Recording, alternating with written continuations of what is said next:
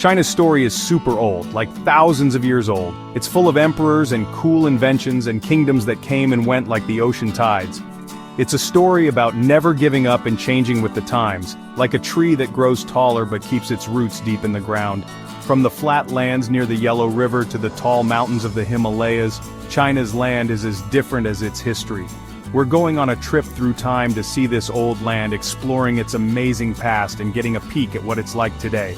We'll meet famous people, see empires grow and shrink, and check out the awesome things that made China the powerful country it is now. Get ready for a story that goes back hundreds of years, a story that's still being written. Let's start where China began, near the Yellow River. This is where the first kings ruled. The Xia Dynasty, a really old group of kings, may have started how China became one big country.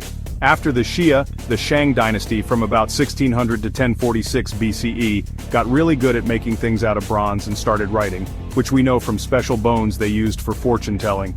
They also started having different levels of people in society, like rich and poor, and ways of praying that changed China forever. Then came the Zhou Dynasty, from about 1046 to 256 BCE. They ruled the longest and made China super smart and creative. This is when Confucius and Laozi, two really wise guys, shared their big ideas. Confucius said to be good, love your family and help others. Laozi said to go with the flow like nature and find your inner peace. These ideas are still important in China today. Near the end of the Zhou Dynasty, lots of groups wanted to be in charge, and they fought a lot. This was called the Warring States period, from 475 to 221 BCE. Then, a strong leader named Qin Shi Huang took over and made all of China one country again. This started the Qin Dynasty from 221 to 206 BCE. Qin Shi Huang made everyone use the same money, the same way of measuring things, and the same way of writing.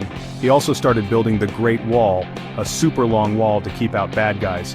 After the Qin, the Han Dynasty, from 206 BCE to 220 CE, made China even bigger, richer, and better at art and science.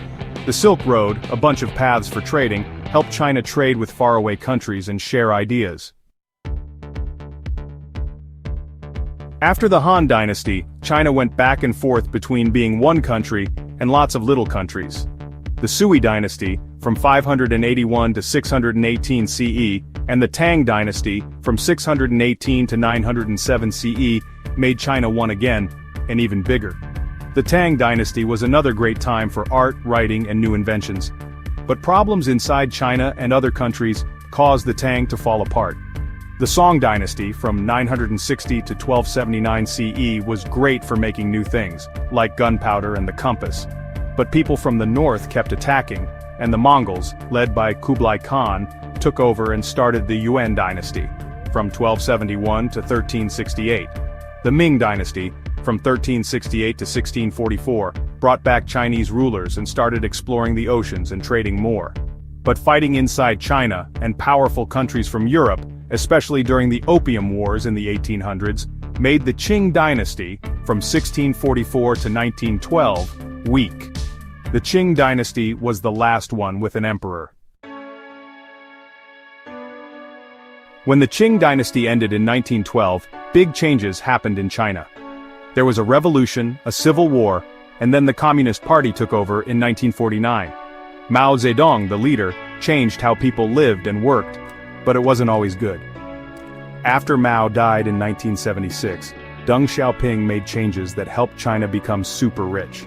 Now China is really important in technology, trade, and talking with other countries.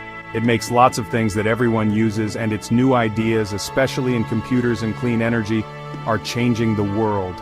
China's story shows that it's tough, can change with the times, and is really good at making new things. From its early days to now, China's story is amazing, and makes you think about how powerful people can be. To really understand this awesome country, you need to learn more about its past and the people who shaped it. This quick look at China's history is just the beginning. I hope you want to learn more.